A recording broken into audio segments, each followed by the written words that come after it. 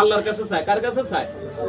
ইয়্যাকা না'বুদু ওয়া ইয়্যাকা নাস্তাঈন। আমরা সূরা ফাতিহার ভিতরে পড়ি না, আল্লাহ আপনার ইবাদত করি, আবার আপনার কাছে কি চাই?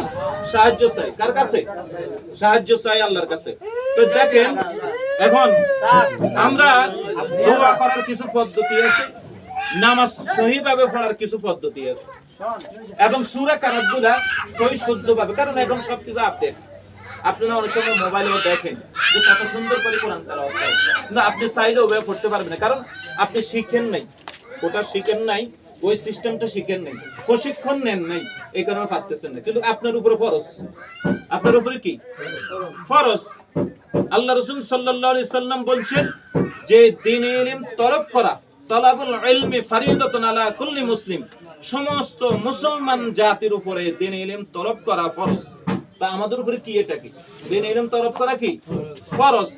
ভাই নামাজ পড়তে গেলাম সূরা ফাতিহা ভালো করে পড়তে পারি না, মানে শুদ্ধ নেই, তো আমাদের শুদ্ধ করা উচিত না? তো এইখানে আমরা কি পড়াই? আধা ঘন্টা সময়, বেশি না, প্রতিদিন একটা দুইটা সূরা, সূরা ফাতিহা থেকে শুরু করে সূরা ফিল থেকে সূরা নাস পর্যন্ত, এগুলো আপনারা অনেকে জানেন, আমরা জানি, তবু আমরা একটু ভালো করে যেন উনি শুদ্ধ করে পড়তে পারে, এই শুদ্ধটা করার জন্য, অন্য কিছু নাই।